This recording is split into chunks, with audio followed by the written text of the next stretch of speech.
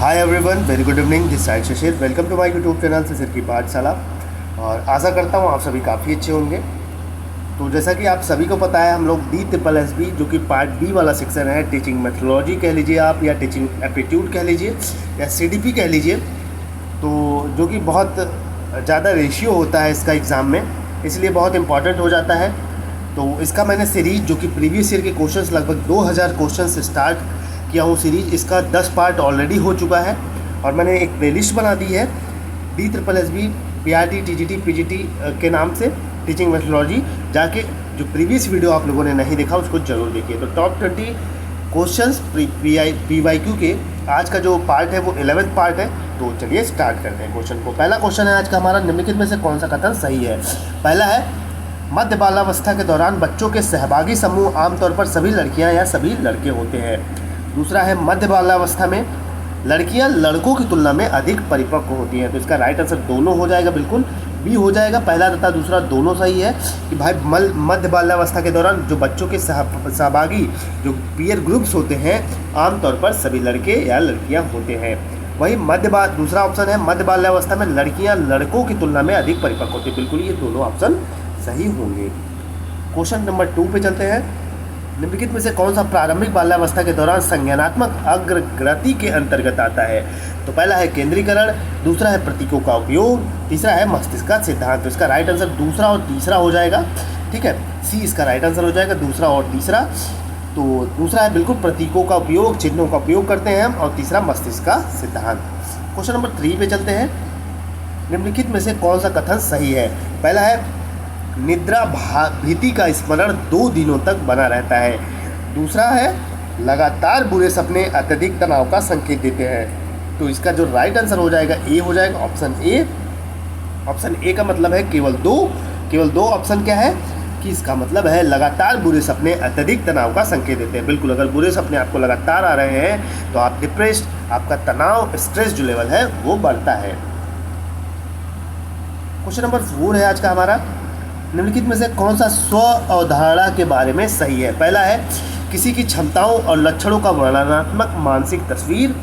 दूसरा है, किसी की क्षमताओं और लक्षणों के मूल्यांकन का मानसिक तस्वीर। तीसरा है, यह एक संज्ञानात्मक निर्माण नहीं है। तो इसका राइट आंसर क्या हो जाएगा, ए हो जाएगा। पहला तथा दूसरा दोनों बिल्कुल। पहला क्या है, किसी की क्षमताओं और लक्षणों का वर्णनात्मक मानसिक तस्वीर।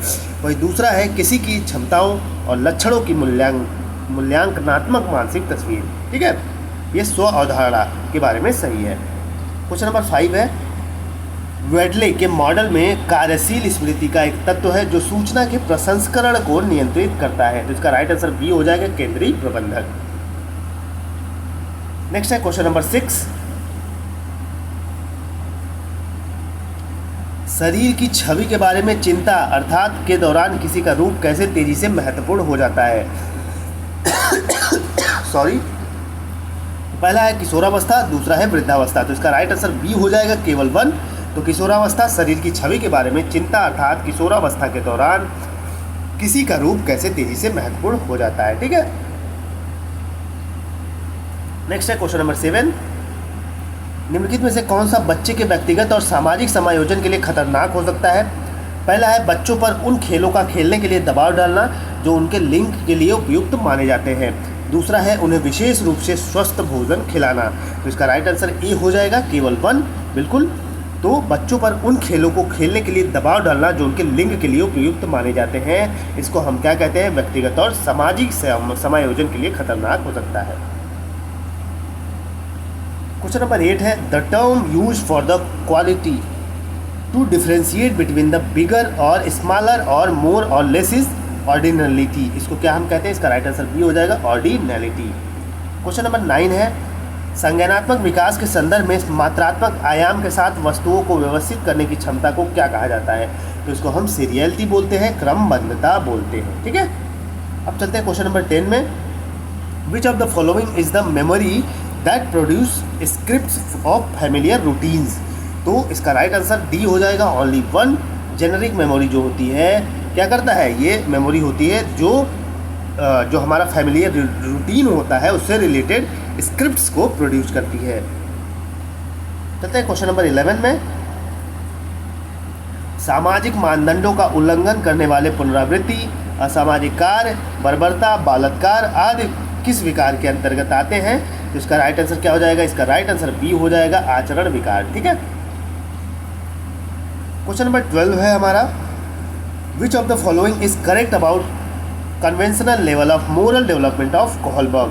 तो इसका राइट आंसर क्या हो जाएगा? बी हो जाएगा, social rule defines the morality of an action. ठीक है।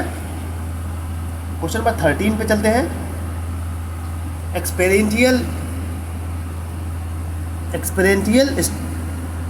एक्सपेरेंटियल स्टेटमेंट ऑफ इंटेलिजेंस इज, तो इसका राइट आंसर डी हो जाएगा, क्रिएटिव। ठीक है।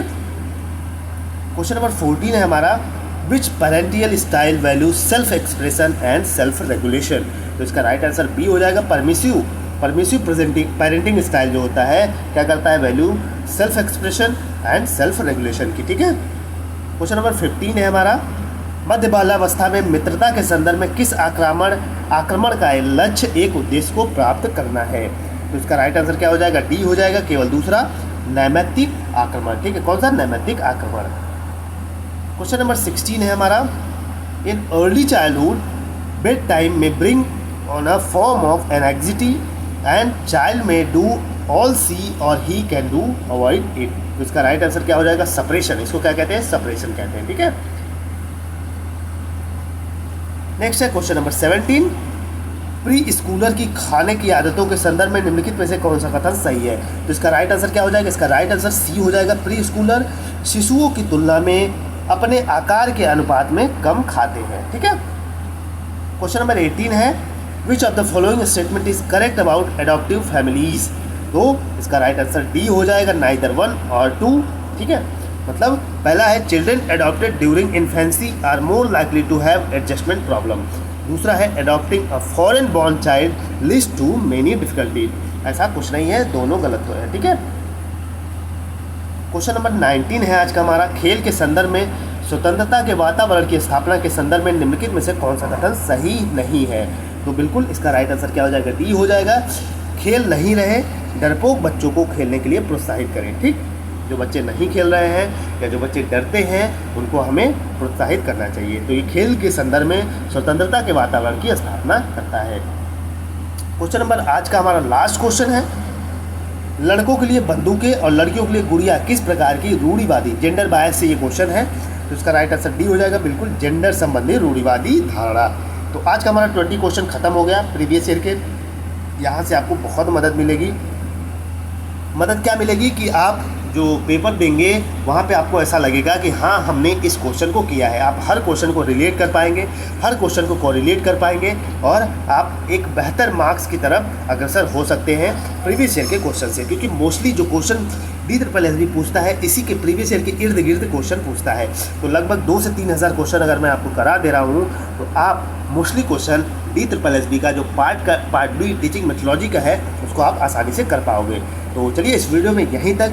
वीडियो अच्छा लगे तो लाइक शेयर सब्सक्राइब जरूर कर लीजिए। ये पार्ट 11 है। कल हम मिलेंगे पार्ट 12 के साथ, टॉप 20 प्रीवियस ईयर क्वेश्चन के साथ। जय हिंद, जय भारत।